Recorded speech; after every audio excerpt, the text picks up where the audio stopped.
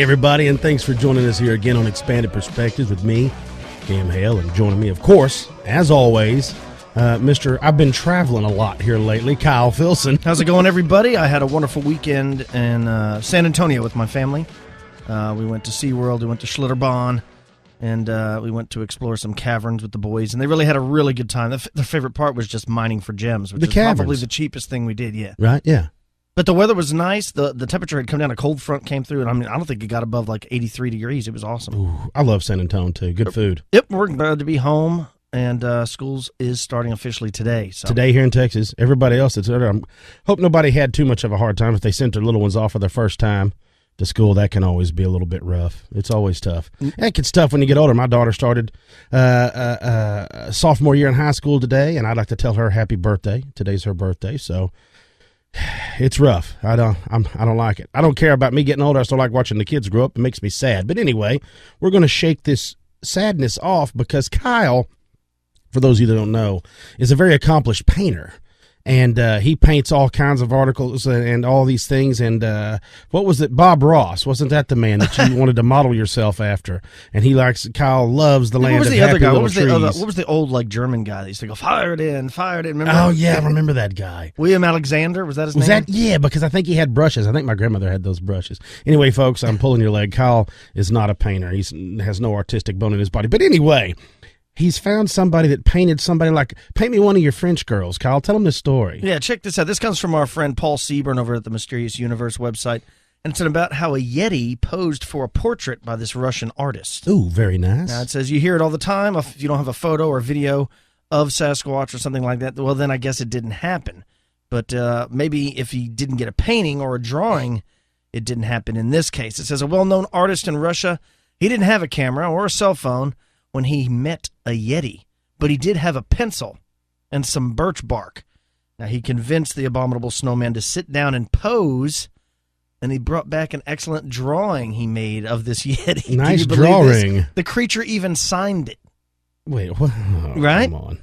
Now, this guy's name is Andrei Lyubchenko, and he's a renowned artist and sculptor in Russia. Now, it says at 5 a.m. on July 27th, 2015, he was alone in a remote area. Vodka drunk. Near the I'm not buying Chernuka this. mountain range, gathering wood to sculpt when he encountered a Yeti. Now, he described it as being 2.5 meters tall, thick, dark brown hair like a bear's, but softer. And he said his eyes were just like those that look just like a human being's. He said, on the other hand, he said that it was a body shape, was in very good shape, and it had a lot of visible muscles. He says he was pretty sure it was male. And he says its face was very expressive. Now, Lubashenko asked the Yeti its name, and it told him Taban. And the artist described his voice as the sound of a tambourine. What does that mean? So this Yeti understands Russian. I guess so. He said he found out later that Taban can mean the one who wasn't discovered in the shore language of Siberia. Now, he says while they didn't talk, he believes they communicated telepathically for about 40 minutes, and it was during that time that he drew the picture of the Yeti on the bark of a birch tree. Now, Lubashenko says he showed it to him, and the Yeti made his own mark next to it, the mark that the artist says is similar to a symbol of friendship, so he actually signed it. Now, Lubashenko says he doesn't use alcohol or drugs, and he feared his reputation would be tarnished with this revelation, but he decided that it was too important not to come forward with the portrait. And they got, of course, a picture here of the portrait. I mean, I hate to say I don't believe this story, but I don't believe this story. I mean, a guy comes back with a drawing and says he got a Yeti to sit down and pose for him while he drew it. Come on, man. Yeah. That's a bit. Dude. I'm sorry. I try to stay open-minded. This is Expanded Perspectives, but there is a limit. There's a limit. Is this your jumping off point? Yeah, that's too much. You're not buying it that a guy took a pencil. Yeah. Took a pencil and some birch bark and was drinking high-dollar Russia Baltic vodka? No, he wasn't drinking. He doesn't drink alcohol. Alleged. Yeah, of course, yeah. Alleged. Yes. Alleged, yeah. Look, I ain't hating on the guy. I love the story. It's awesome. Well, it's a good drawing. Well, yeah, it's a very good drawing, but you don't have to see one to draw one that you know, we don't have anything to compare it to, so you have to go off the idea of what it is. So Look, I don't know. Like you said, it's expanded perspectives. Folks, I don't know, but it is a great story. Right. That this guy found. And the Tabon. Yeah, that's its name. I'm going to name, I'm going to try to get my grandkids named Tabon. At least that's what I'm going to start calling your youngest Tabon. From the one that wasn't discovered. Yeah. That's him, Tabon. Yeah. We're going to shift gears here, folks. This comes from Phantoms and Monsters. Now, I'm going to tell you this story first to get into one that just recently happened. But this story actually took place in the Cabwaylingo State Forest in West Virginia. Now, it says this happened to the writer that wrote in about this when they were 14. It says every August, my family, my aunt and uncle and my cousins would spend a week camping in the state forest there in West Virginia in the Cabwaylingo. It was a tradition because my grandparents used to do the same thing when they were raising my dad and my aunt.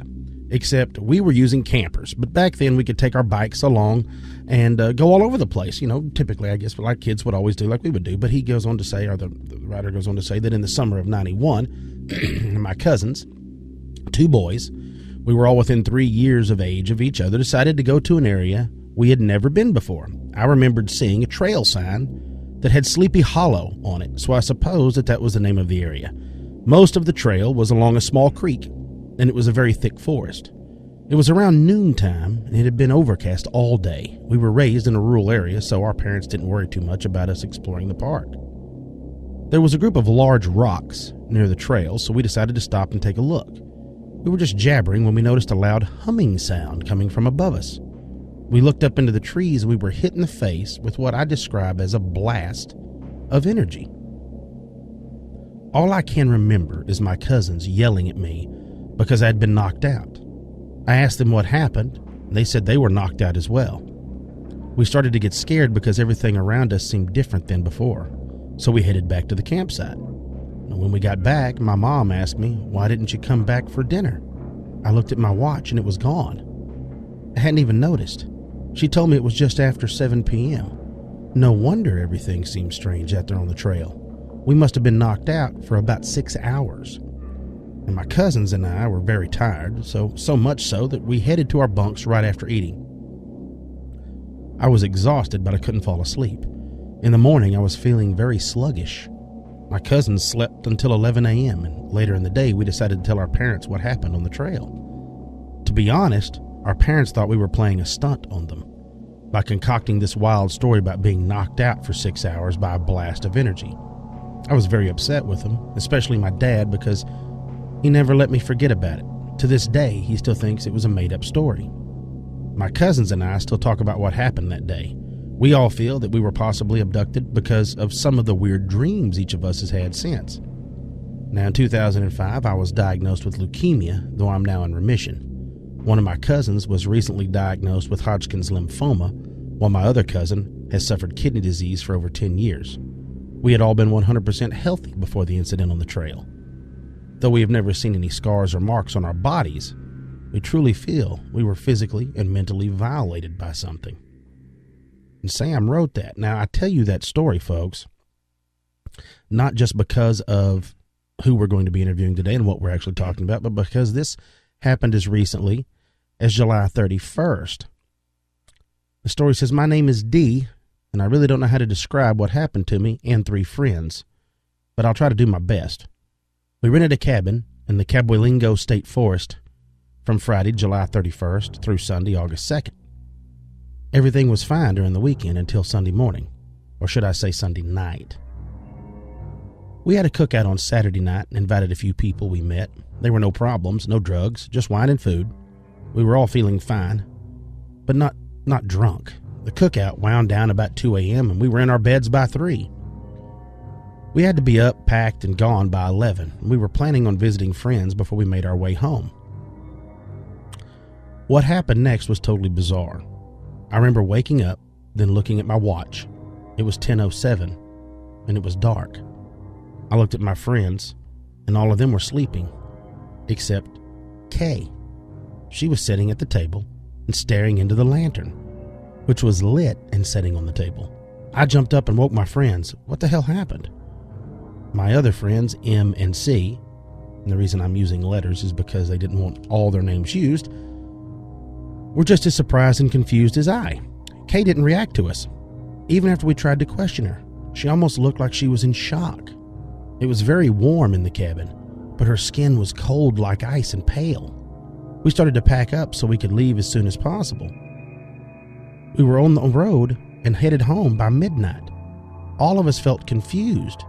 We were all very thirsty also. We went through a 6-pack of water very quickly. Kay was starting to respond to us and was looking better. It took about 2 hours to get home. Now, we all lived in the same apartment complex, so we crashed at my place.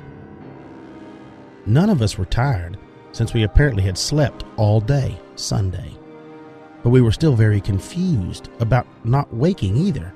M thought that someone may have put something in the wine and that we'd been drugged. And I suppose that was plausible, but I doubted this is what happened. As we sat in the living room talking, I noticed Kay had tears streaming down her face. I asked her why she was crying. She said that she knew what had happened. Now, first for all, I'm not worried about what people think about me, especially if this is true. The situation is different because I don't know how to ascertain if what I'm going to describe is the truth or not.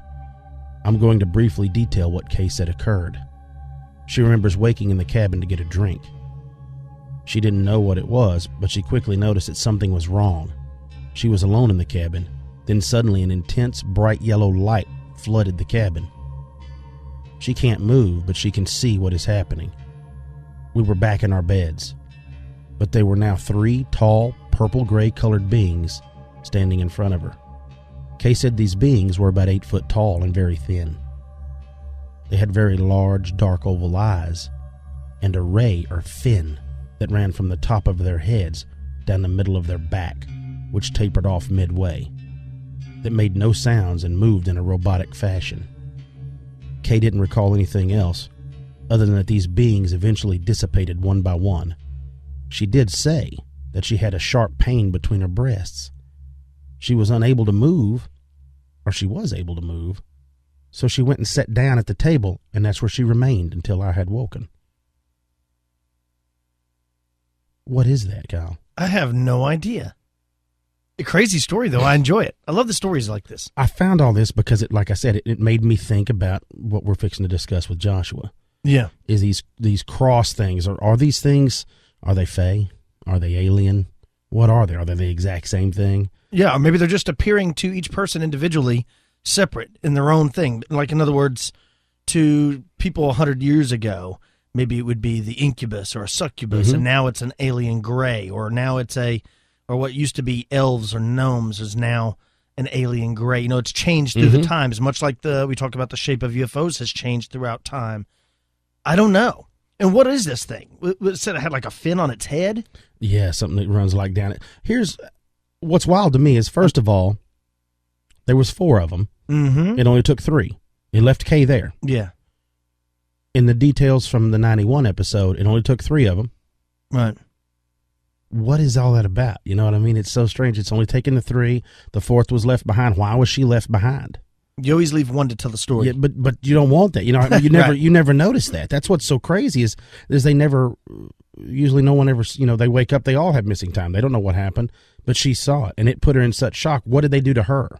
Yeah, I don't know. You know, or did they take her and return her first, and then she came out of it? Or, you know, why didn't they take her? That's the thing that I have, is why certain people get elected to be taken or looked upon and others do not. Well, you know, there's a lot of reports of the missing time, and that has a lot to do with the man we're going to be speaking with today, Joshua Cutchin, in his new book, A Trojan Feast, the food and drink offerings of aliens, fairies, and Sasquatch. Now, in that book, I mean, they bring up there's a lot of cases of missing time throughout all 3, whether it's encounters with Sasquatch, encounters with fae folk, or encounters with aliens. There's appears to be missing time. There appears to be food offerings. And what I like in the book is like how there are similarities between all 3 things. Now, you wouldn't think that fairies have anything to do with an encounter with Sasquatch or vice versa or with extraterrestrials, but there really are a number of similarities. Now, I remember a couple weeks ago I was reading one of the stories of the little girl that said that they had to have leave some plates of food out for her friends, and they were the little men, and at first the woman thought that they were rats. Yes. But it turned out to be people. You know, when we've talked about, you know, stories where people thought that the duende that they saw were raccoons, and then it's almost like these fae folk can like change the way you perceive them. Same thing with extraterrestrials when they make themselves look like owls. Right? So you wonder, And I wonder if Sasquatch can do the same thing. Are these all similar things? Are they all tied to one another? And what was considered fae folk or gnomes is really one and the same with extraterrestrials, Sasquatch, whatever. I wonder if they're all the same. It just appears different to different people. That's a good question. You know, and even Joshua brings it up, you know. He's not sure that all encounters, you know, like we're talking about with Sasquatch, some of them definitely appear to be physical, but then other ones don't seem to be physical. So what is that? Or the same thing with the extraterrestrials. Yeah. Very interesting. It's very interesting. It's a really cool book. One of my favorites that I've read in the last year. Let's take a break, and when we get back, we're going to be speaking with Joshua Cutchin. You're listening to Expanded Perspectives.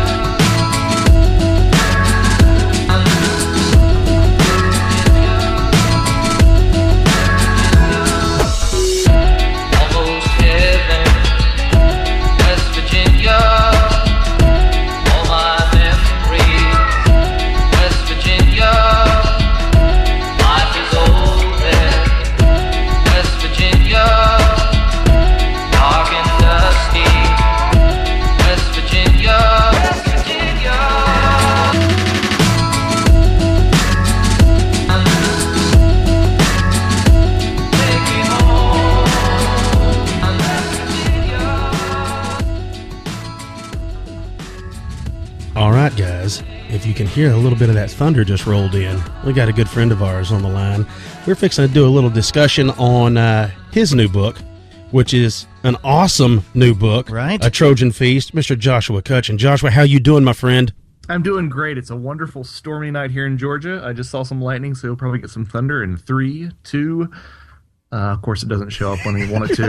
But I'm doing well. It's a great privilege to be here. I really love you guys' program, and you do good work. Thank you, man. Well, This book is, well, first of all, we've talked about it on the show. Everybody knows that we're fae freaks, we're fae junkies, grown men into the fairies, as we were talking off air. But this book, I don't even know where to start, because on a lot of books that we cover and a lot of stories that we cover, you kind of have an idea of where you're going to go with it, where you're going to start, because you may not know exactly what angle they're going for, but you're really, really familiar with that information. Not this. This is something that, like we discussed, has been in front of us this whole time, but nobody kind of grasped a hold of it. And I have heard you say in other shows, the way it rolls in and ties in with the missing 411, it was like that. These stories were a lot along the same thing. You had this in front of you, and you pulled it out to talk about the food and the drink offerings of what we said was alien, Sasquatch, and fairies. Yeah, it's interesting. It's almost odd to me how long I sort of sat on this sort of idea and noticing this trend, which hopefully is going to be my credo as I go forward and into writing more books in the future. But these things that I've sat on and noticed. But I had been thinking about this for a while before I actually finally got the internal prodding to go ahead and write the book. And it's this cross-cultural phenomena, and there are some similarities there that I think are not inconsequential between all these different aspects of the phenomena. And some of the ties are tighter than you'd think, and some of them are looser. But I think that there's a little bit of insight that can be gained from fortean phenomena in general, from this one particular aspect. Well, there's several ties that you've made in this book that, like I said, were there, but doesn't seem like anybody really realized it. I guess before we go, I mean, I know we're going to have to cover a lot here. So before we get into it, there's a lot of history that goes against taking this food or drink or anything from the Fae. And I guess we need to start there, because Fae is much older than, or the stories, let's say, of the Fae. And at least that's what we call them. We're not even sure what their real names are, because I know in a lot of the folklore, a lot of their real names weren't even allowed to be spoken. So it was given, we kind of gave them these names of the fairies. But I guess, the history of the fact that you're not supposed to take food or anything from them, because it's much older than what we deal with if you get into the extraterrestrial thing.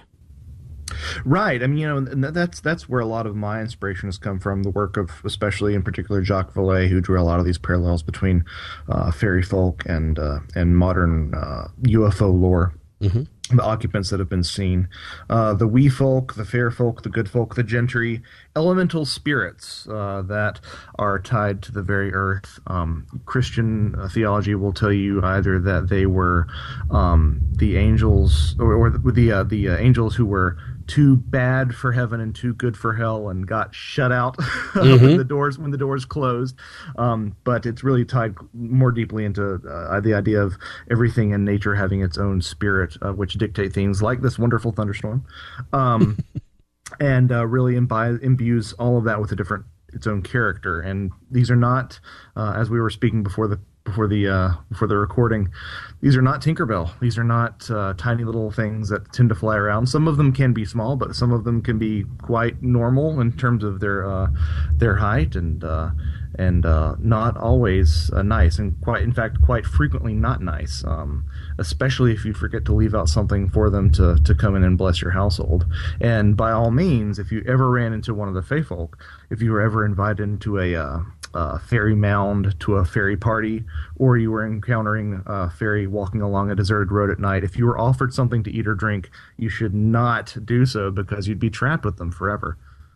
Well, and it's funny to me because I know that when people have been invited, at least the stories, the folk tales and the folk stories that we talk about, at least in those, when people have been invited in these fairy mounds and are in these big meetings of the Fae, time passes differently. And we were discussing that as time passes, either sometimes faster, slower, things like that, to where sometimes they feel like they've been gone for days. They may have only been gone a couple of minutes, or vice versa. They feel like they've only been there 5 minutes. They may have been gone for days. I know there was a story of a couple of fellas that were taken into a Fae, I guess, mound, is like a Fae party, and was fed and all that. And when they stepped out, the story goes that they turned to dust.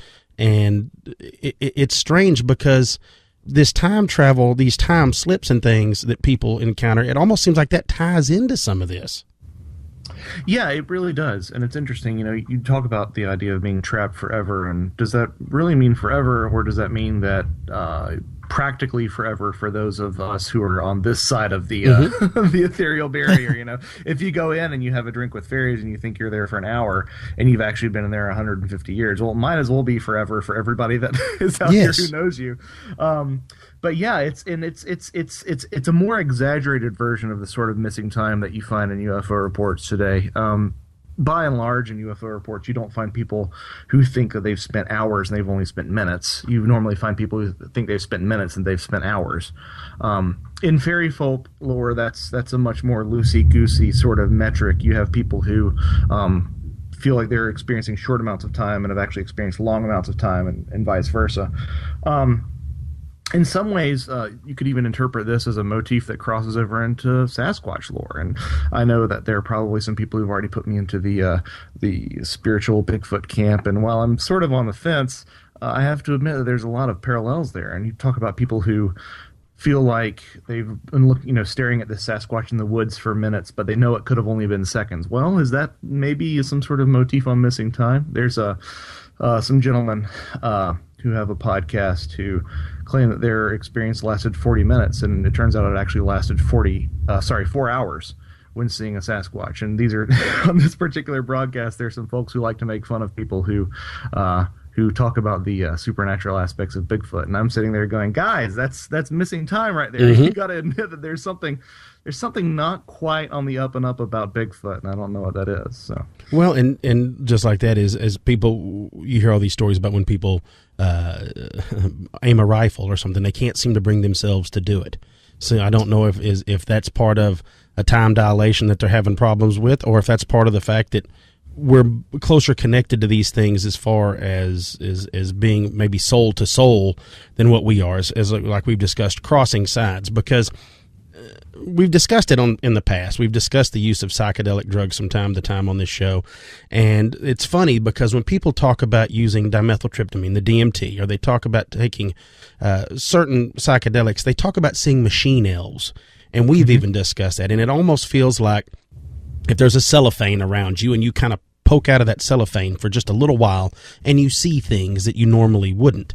And it almost feels like that's that connection and like, oh, they can't believe it. And I even was talking to you about people seem like they're more in tune with nature whenever they end up seeing like a Bigfoot, or they're more in tune when they see these.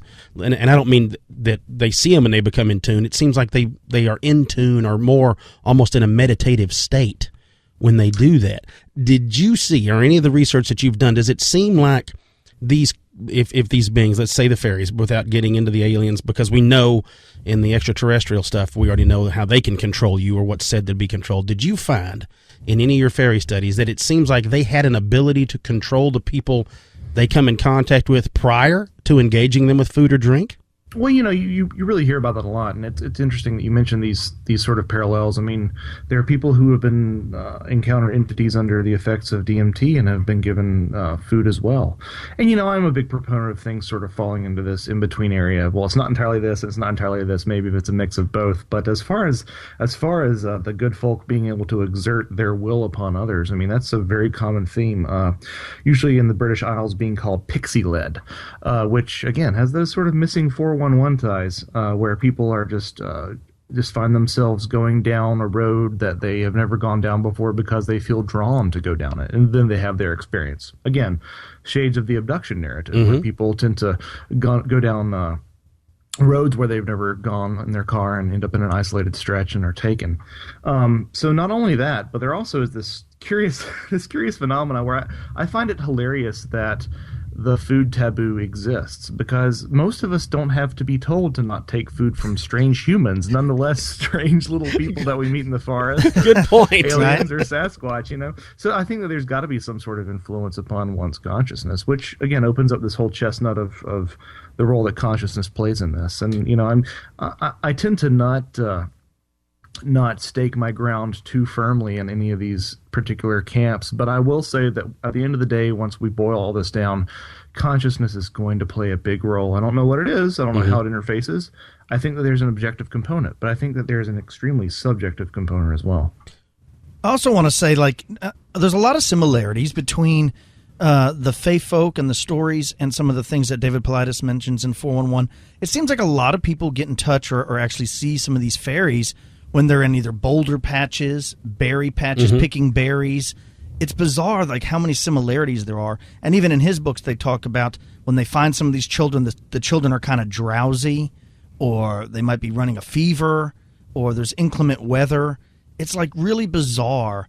And what are some of the things that you've found through your research, Joshua, that the Fae folk offer people?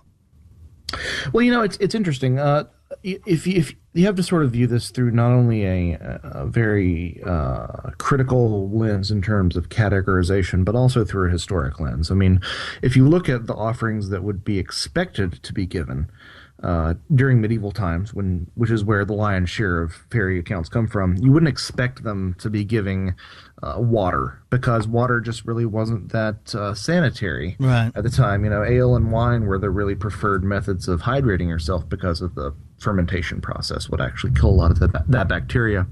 Having said that, Fae folk would tend to give ale or wine, or milk, or in some cases, if you want to think about wine being a variation on fruit juice.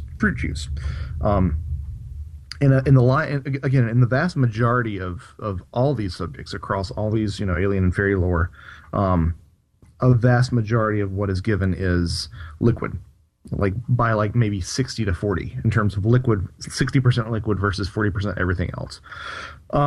After those liquids, Fae folk would tend to give grains. They would tend to give bread or even grain itself, like a buckwheat or something.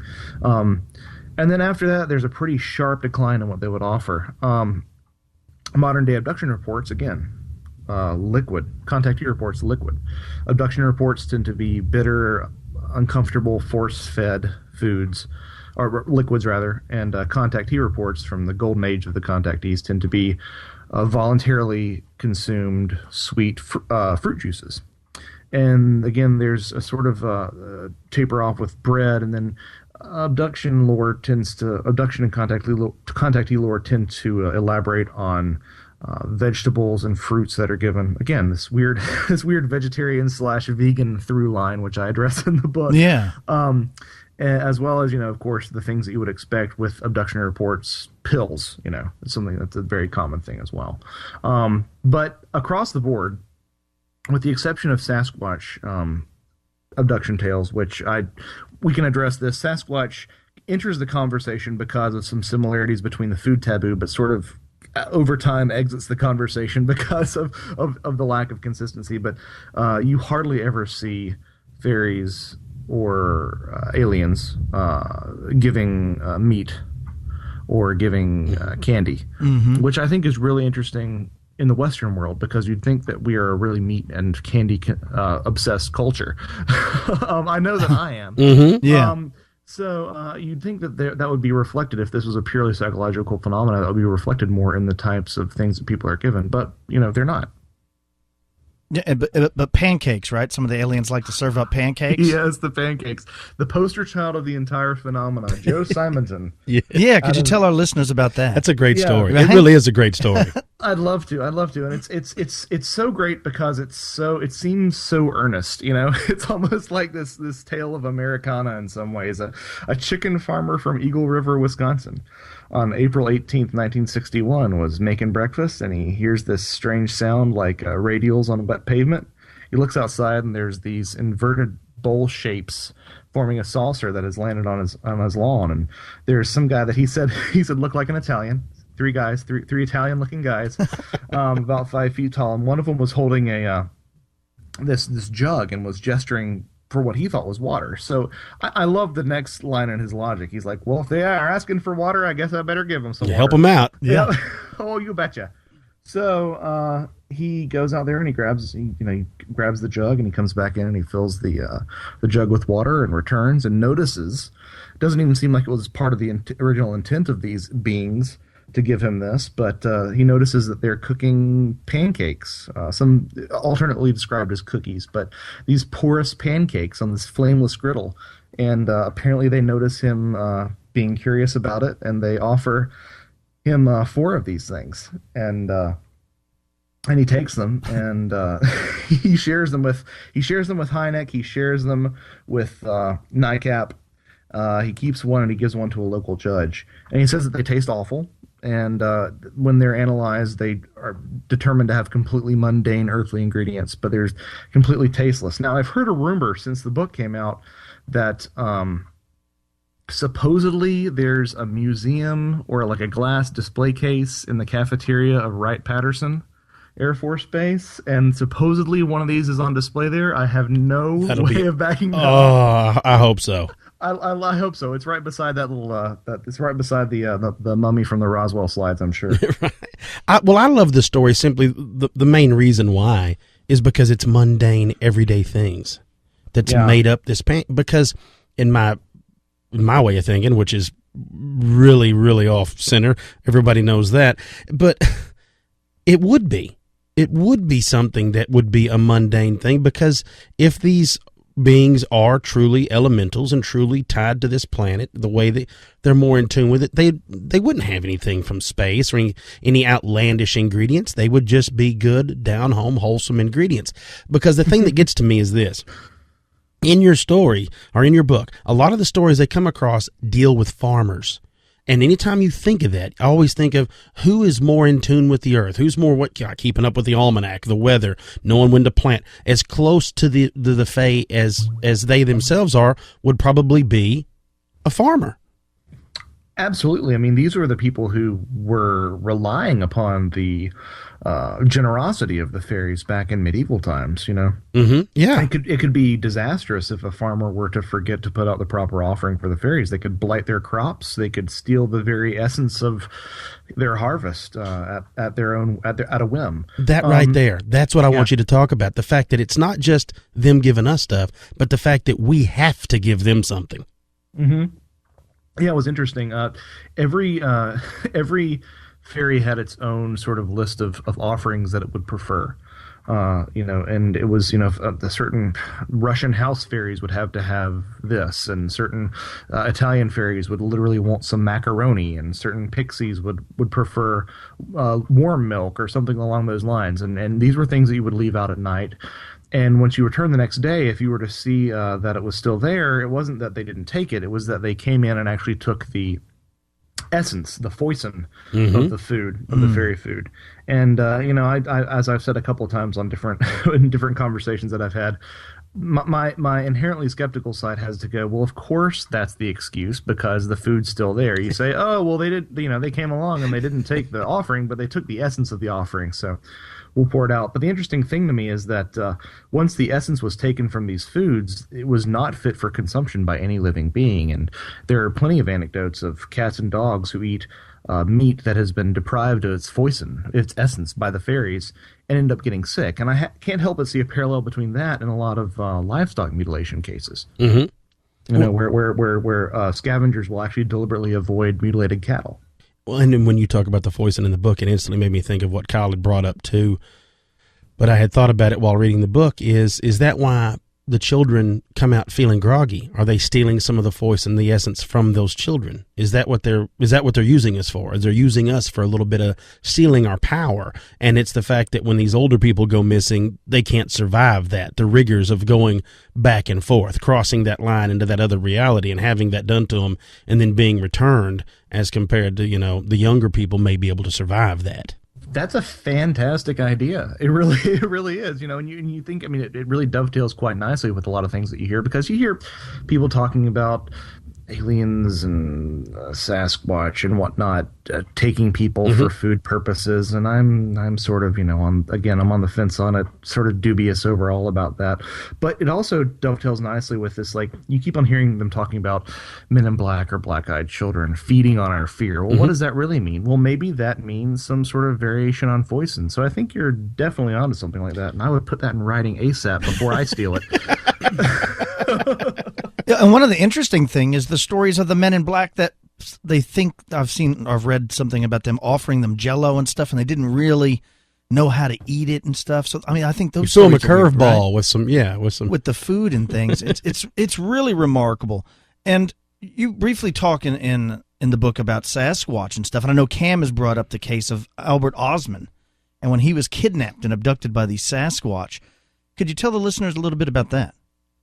Yeah, I'd be glad to. Albert Ostman is sort of the one of the more famous Sasquatch abduction stories. One thing that I mentioned in the book is that, Sasquatch abduction stories are hard to come by to begin with, and they're even harder to find credible ones of, and even harder within that entire subset of finding ones where someone is offered some sort of food and drink. But Ostman was one of those really high profile cases. The jury's still sort of out on the validity of it. John Green thought that Albert Ostman's report was worth investigation. Renee DeHenden thought that it had changed too much over the years and that it was a load of bunk. But having said that, Ostman actually swore in an affidavit in 1957 that he had actually been taken by a Sasquatch family 33 years prior, and that he was sleeping and he was picked up in his sleeping bag and carried to a small valley where 4 Sasquatch that he assumed were a family unit kept him alive, and they actually kept him sort of captive. And over several days, they gave him some sort of sweet roots with that he said had a quote-unquote satisfying taste, and they allowed him to stay alive. So again, this sweet profile shows up in a lot of these cases of aliens, fairies, and Sasquatch. And again, there's the vegetarian angle as well, which I don't think can be overlooked. It's interesting because, Ostman ended up using consumable provisions from his pack to get away from the Sasquatch. He got the father to eat his can of snuff, and he had the after the father Sasquatch ate the can of snuff. He like drank some steaming hot coffee and grounds and all, and supposedly that was his cue to escape, and that generated an opportunity for him. Well, I'll tell you something else I really enjoyed about the book is the fact that you brought up. It's a really strange thing, and it's one of those things that I don't guess anybody would have thought about this while we're sitting here talking about the Fae and even the Sasquatch, is the Ayurvedic diet, that it seems like these things all circle around. Yeah, that's really something that I feel like there is something to that because I have never been particularly into Eastern philosophy. I don't mean that necessarily in a pejorative way. It's never really until I started looking into this, it hadn't really been part of my set of interests, and I started looking into some globally held ideas that certain foods are hot or cold, that certain foods can change your disposition. And one of the most robust traditions with this is the Ayurvedic philosophy of eating, which says that certain foods that you eat can actually correspond to your mental and physical state. Foods are deemed either to be sattvic, tamasic, or rajasic. And tamasic foods are negative foods. They're processed foods. In a lot of Hindu traditions, they're meats, spoiled foods, canned foods, processed foods, etc. Rajasic foods are foods that tend to incite the passions. So not entirely bad. We all need them, according to a lot of Ayurvedic philosophers. We all need them to sort of carry about the day-to-day necessities. But there are things like alcohol and spices and certain meats and certain other like garlic, the sort of heartburn-inducing foods in a lot of ways. And then at the top of this is the sattvic diet, which maps on almost perfectly to all the things that you find in fairy, alien, and Sasquatch lore, which are the best food are fruit juices, which we already talked about. Fruity liquids, wines, and liquids like that being the most common food that you run across. Second is grain. Third is milk. It really maps on quite nicely. And the fascinating thing about that is that it's a diet that, according to Ayurvedic philosophy, is actually the diet that seers and clairvoyants and mystics should adopt, and do end up adopting as part of their spiritual journey. And this is where things get a little bit uncomfortable for the nuts and bolts ufology crowd, because hate to tell you, a lot of abductees claim to have poltergeist-like experiences and moments of clairvoyance and things like that. So it's interesting to see where this tends to overlap. That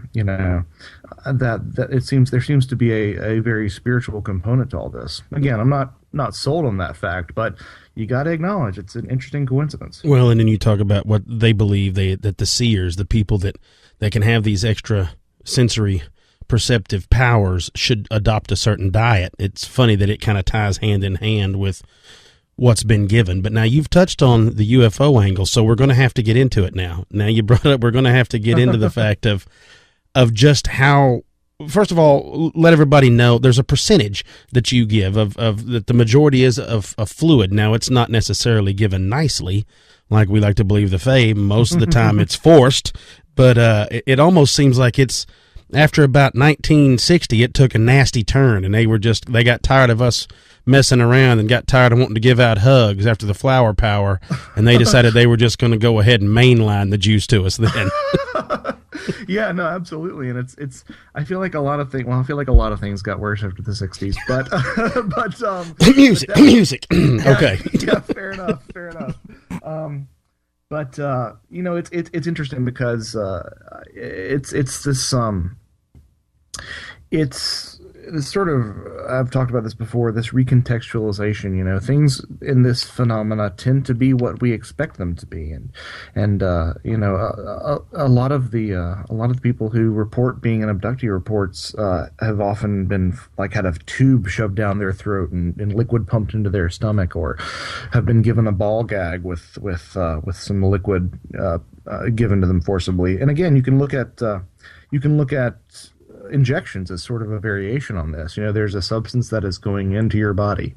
I'm interested. I think it's really interesting how this, there is a consistency across. I mean, as we've mentioned, the consistency between medieval fairy lore and modern abduction lore, it's striking. But in some ways, there's a profound lack of consistency that seems really married to where we are as a global civilization and what our expectations are. You brought up, and just in that, what you just brought up is something that I never thought of. I never thought of pills. You touch on that in the book. And I never thought of injections. Yeah. but it's exactly the same thing. It's something that it's funny that we think that, well, because we take it in the mouth, it's, we can drink it, it's okay. But when it's injected, it's the same thing. You're still taking it into the body, maybe not directly into the bloodstream, but it's going to get there sooner or later. You're still going to take something in like that. Yeah, absolutely. And that's one of those reasons that I was kind of gun shy of really putting any hard numbers on any of my findings, because the lines, they start to tend to blur. You have people who remember eating something. Well, that doesn't fit into a spreadsheet all that well. And then you look at people who are given injections. Is that a variation? And then something that's a major point of conversation in my book is the idea of ointments perhaps being another variation on ingestion. There's a lot of corroborating evidence that whatever these entities, which we call aliens, which is not an endorsement of the extraterrestrial hypothesis, just for the sake of argument, calling them aliens, there's a lot of evidence that the epidermis plays a strong role in their means of consumption, which, again, ties into fairy folklore where supposedly this foison was taken directly through the porous skin of the fairies. In which case, if they consume through their skin, well, what does that mean when they put an ointment on you after they take you into your ship? Yeah, it's very true. I'm sitting here thinking about it, I'm like, it's disturbing, because what instantly hit me was the thought of the brownies, because they always talk about when people would claim to see what they called the fae as the brownies, their skin was very leathery and porous looking. And I'm like, well, maybe it does. It kind of ties in. I got another quick question. And I can't remember what you called, but because I had never heard this, the fact that people claim that they see food, but it turns out to be like a mead jug full of spiders and frogs, or it may be full of barks and leaves. It's almost like it's playing a joke. And I know in one of the stories, someone had ate it, and then when they got sick and threw up, that it was like pieces of bark and grass and sticks. Yeah, I mean, I think this ties really into our conversations about consciousness and, cultural expectations of what we're supposed to see. You look at a lot of these fairy foods that were given, and oftentimes they would be claimed to be cloaked in this aura of glamour, which makes something look more appealing than it truly is. There's a Finnish tale where the hero in the epic takes a tankard of ale, and it turns out to be worms and frogs. There's another story where someone finds out that the fairy banquet before them is leaves and twigs. And again, this interesting tie-in, a lot of times Sasquatch in Native American lore would offer you food, but it turned out, supposedly it was dried salmon, but it turned out to be tree bark. So there's this interesting idea that what you're seeing is not what you get. And of course, if it applies to the food, it likely applies to the entities themselves. And it's really interesting, because this idea of not seeing what you get and the food actually being something that isn't what it appears ties in again to the Joe Simonton thing, which is these looked like they should have been tasty pancakes or tasty cookies, as they were.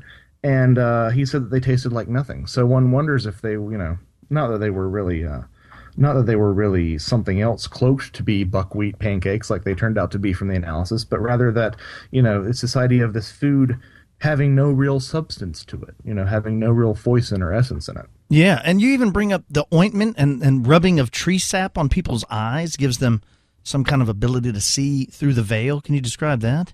Yeah, it's another one of those variations on the whole ointment idea, where in order to take in this hidden world, you had to have fairy ointment rubbed on your eyes.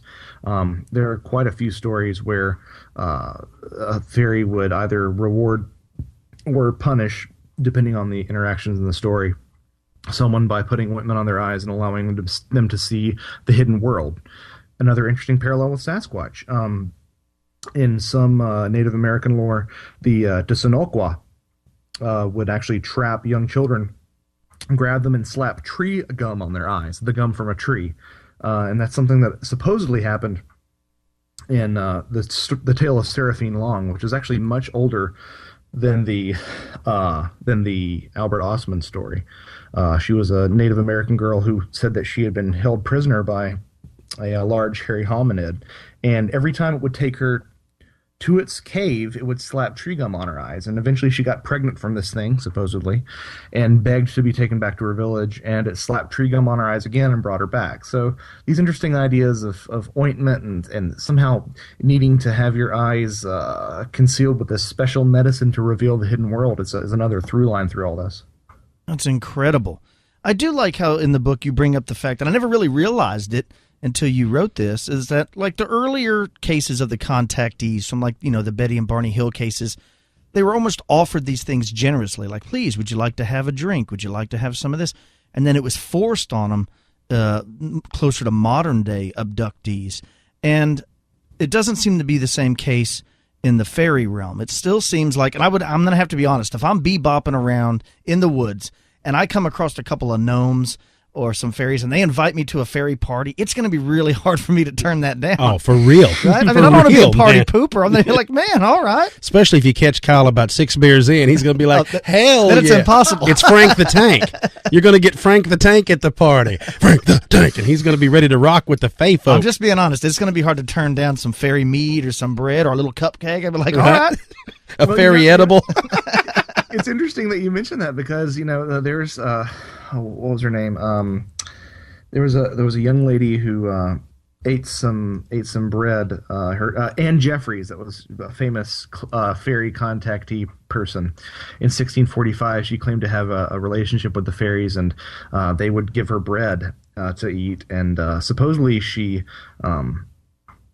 offered it to her employer. And he said that it was the most delicious bread he ever had in his entire life. So yeah, I mean, it would be tough to turn that down. It's interesting, it's you mentioned this about having a couple of drinks. I also can't help but see a lot of parallels between the types of folks that fairies would pick on in medieval times and the sort of folks that get picked on, in abduction lore. It's people who are marginalized. In fairy lore, it was people who like to drink. Being fairy struck meant not only being paralyzed by a fairy, but could also be a euphemism for getting too drunk. And I wonder sometimes is it just people who are delusional, or is it people who are deliberately singled out to be less credible? No one will believe this guy because he comes home drunk all the time. But it's interesting. The fairy stuff always seems very much in good nature. Well, and they invite you in and they offer you a drink, and if I'm not even sure it's always being offered with some sort of negative motive, Well, and you talk about it is bringing up the fact of the drinking. It still instantly makes me think that, in a way, drinking expands your consciousness, and lots of times it drops boundaries that you have on yourself. I know people that are, the old saying is a drunk person's actions is a sober person's thoughts. And it's because lots of times it'll drop those barriers. And I know in the book you speak of ayahuasca. Now, Kyle and I, neither one have taken it. Now, we know people that have. But it almost seems like anything that will lower inhibitions and maybe force you in some chemical fashion, if you can't find it on your own through meditation or anything else, but force you to open your eyes and open your mind, almost seems like that's another way that they find a way to get in. They're like, well, this person's susceptible to it, or hey, this person can see us, or something along those. It's almost like you kind of get dialed into that wavelength. No, that's a very good point. And I identify as a Christian myself, and it's interesting that communion is supposed to include wine. And I think Carl Jung actually said that it should be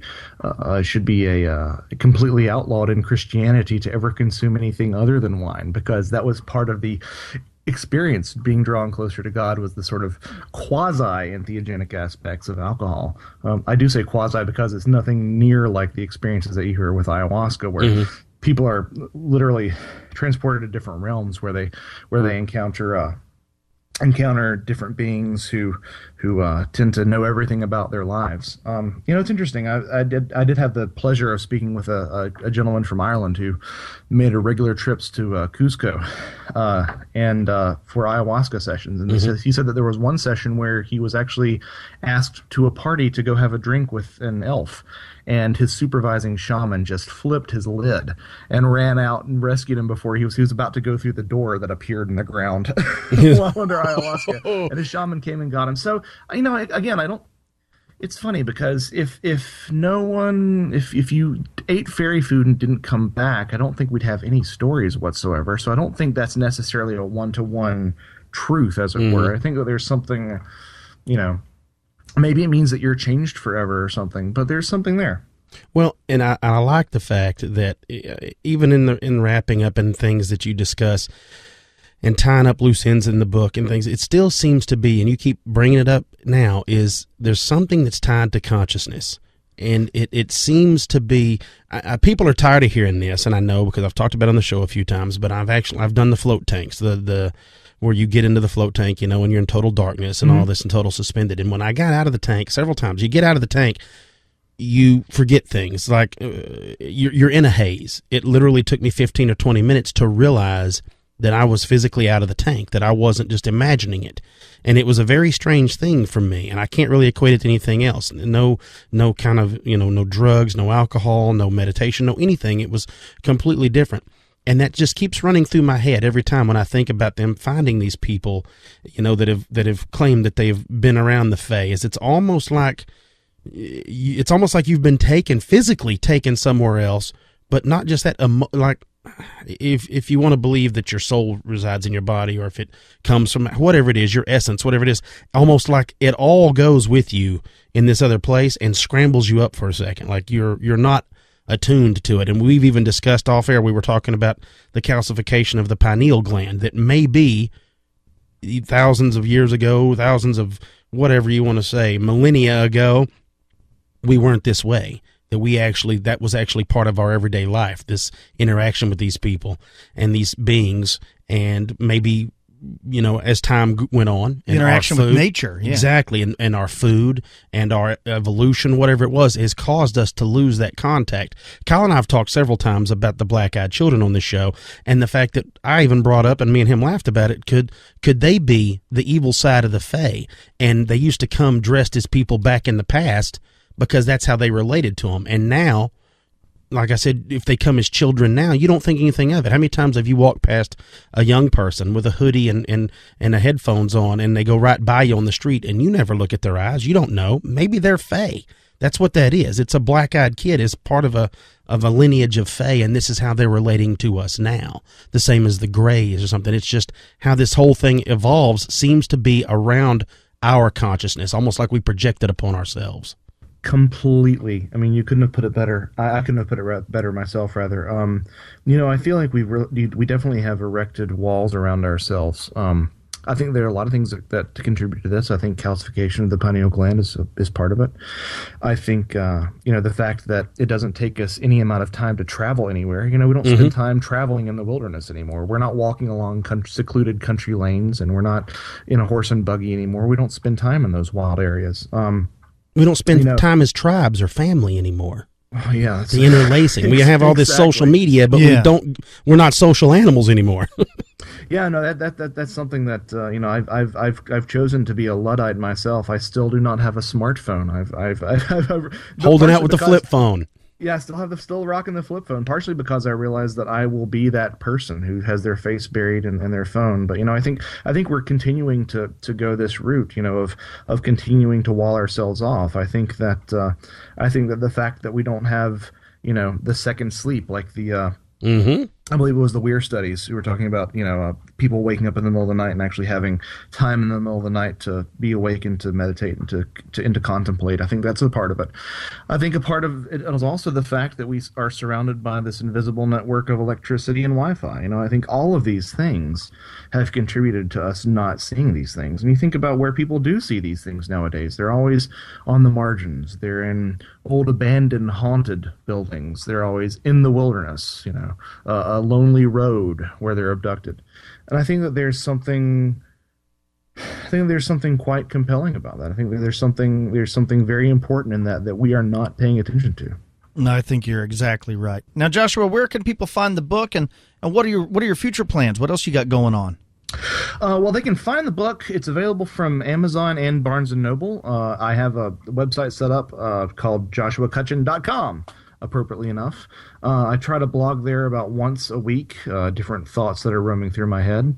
And up next is, I really am trying to look at aspects of this that I don't think that people are really looking at closely enough, as it's probably evidenced by anybody who has followed anything that I've done. I like to try to find the through line, not that I'm trying to find a theory of everything in terms of this paranormal field, but I do think that all these things in some form or fashion are related. Whether or not, as I've said multiple times, that means multiple things using similar techniques, or the same thing using the same techniques. I'm not sure, but I think there's some connection there. So my next book, I'm really deep in the weeds on it. I'm probably going to make an announcement on my website coming up here in a couple of weeks about what that is, but it's looking again at something that has been sort of winding its way through all this stuff that no one has ever sat down and said, let's take a look at this and let's really hash it out. So that sounds incredible. I'm being a bit coy, but yeah, well, please let us know whenever you decide what you're going to come out with. I'm excited to read about it. Thank you so much for coming on today, and thank you so much for writing this book. It really was interesting, much like Cam was talking about. We get so many books that I kind of know where they're going before I ever get them, and this one was a complete surprise. What a gem. Well, thanks so much. I really appreciate it. And Expanded Perspectives is doing a great job at what you do. You guys are scratching an itch that I think needs to be scratched. Well, thank you so much. Thanks for coming on. Yeah, you're welcome.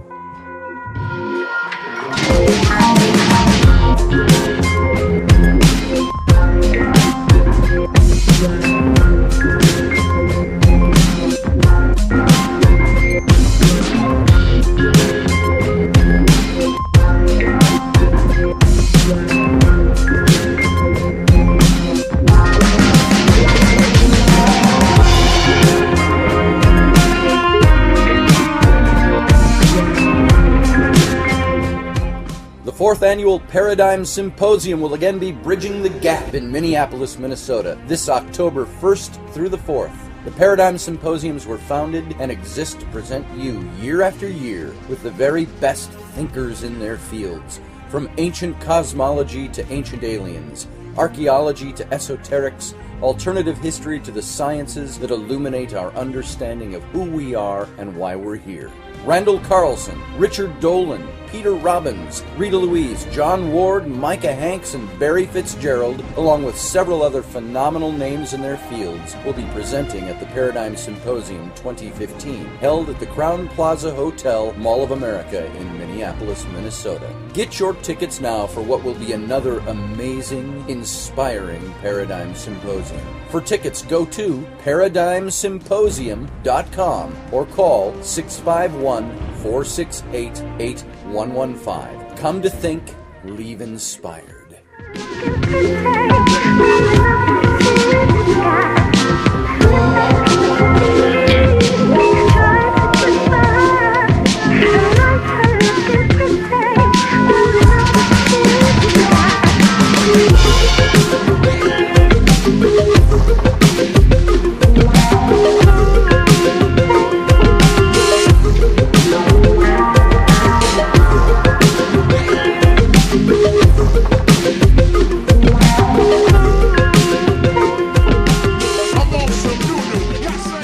And we're back with Expanded Perspectives. Thank you very much, Joshua Cutchin, for coming on the show and talking about that book. Now, if you want to pick that book up, don't forget you can go to Anomalist Books.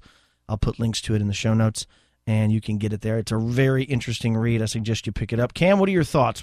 I love it. It's just anything with the Fae and all the fun that we had. We talked to Joshua off air, and yeah, I think I'm fixing to really start knuckling down and putting one together. I've got a bunch of ideas and a bunch of stuff saved, and all this information on stuff with the Fae and things that I've been wanting to do for about a year now. And so after talking to Joshua and a few other pushes, but Joshua was the man that pushed me over the line, so I guess I'm going to go ahead and start, which in turn means I'm fixing to hold you accountable for you to start yours too. Writing a book? Yeah. Yeah, if I have enough time. I got to wait. It's baseball season's about to start. If I can find enough time. No rest for the wicked, my friend. I would love to be able to put together this book that I've had thoughts about for a couple years. I'm not going to tell anybody what it is because I don't want somebody to steal it and then write it before I do, because they definitely probably can, because I'm a slow mover when it comes to stuff like this. Right. But very interesting. I would love to see if you could put together a book about the Fae folk. I know you have numerous stories and numerous journals and articles that you've been saving for quite a while on the subject. Oh, I got something real quick, too, I want to drop on everybody. Yeah, folks, go ahead. Anybody here that's a local, I would say anybody in the DFW area, or if you just enjoy it and want to come out, I'm going to be at the Guys and Dolls Ballroom there in Fort Worth on Friday, September 18th. And the reason I'm going is because one of my training partners is actually fighting, and this may be his last amateur fight. He may end up turning pro after this. But if anybody's interested and they want to go watch and you just want to hang out, I'm going to be there just chilling, watching some fights. I may actually be drinking. I don't know where this was going at the beginning of that. What's the name of the place? The name of the place is Guys and Dolls Ballroom. Wow. You've been. That's where you and your wife met. Anyway, if y'all go, I don't have any affiliation with it, but you can go and check it out. You can search it up. It's on the belts of Hieronymus or Hieronius, whatever. I don't know how they pronounce that crap. But anyway, cagetix.com, and you can see it. But anyway, that's what we're going to be there. I may get Kyle to go. I'm going to try to talk him into going with us and all that stuff. But if you want to come hang out and have a few drinks, I know Caesar over there in Dallas, he may end up showing up. I'll get a hold of him. Right on. Caesar and him and don't his forget, lady if friend. you want to hang out with me and Cam, we are going to both be at the Paradigm Symposium in Very Minneapolis. true. October 1st through 4th. You can go to theparadigmsymposium.com. And I'm stoked about tickets. the food, man. I can't wait. Because I'm a fatty, so I like to eat. I'm really excited about that whole thing, too. Really? Yeah. Now, Kyle was telling me something, Kyle. I'm kind of a shy guy, Kyle. What can you help me out there with? Oh, are you talking about this new video that teaches shy guys how to get literally any woman they want? Yes. Yeah, I saw the ads on this. This is ridiculous. Yeah. It's another one of these, these books for these guys, these poor guys that keep buying this stuff. We get crazy emails. I mean, because of the show, we get insane emails with like the money. People want to give you money, and then you get stuff like links like this. Yeah, the guy wants to come on Expanded Perspectives and talk about secret tips of these pickup artists for women and stuff. I'm like, does the guy not listen to the show? That has nothing to do with what we talk about. No. Remember the one guy that sent us the email about having us on about a trip to Patagonia? Yeah. We're like, no, I don't think that's not a good fit for our show. I appreciate the offer. And the guy's like, well, why don't you have me on anyways? We'll just see if your listeners want to listen to it. I'm like, no. Yeah. How about no? No. So, Anyways. But you know what I am? I'm curious. Maybe it's because Kyle and I are awful shy, as y'all can all kind of gather. We're awful shy. We already know the secret to a woman's heart. You treat her nice and you have a lot of money, you're good. Bingo. Score. Pow. Wow. Yeah. That's pow. not sexist, That's is it? No. Is that wrong? Am I wrong? Girls, come on. You don't like guys with money? Come on. Who don't like doesn't? money? Who don't like Who money? doesn't, right? Who don't like money? Anyways, moving on. Hey, if you guys got any stories of your own or show ideas, don't forget you can email the show, expandedperspectives@yahoo.com. You can follow the show on Instagram, Twitter, Facebook. You can follow us personally. You know the deal. Yeah. Don't work too hard this week. Have a good week. And for you elite members, we'll be speaking to you on Thursday.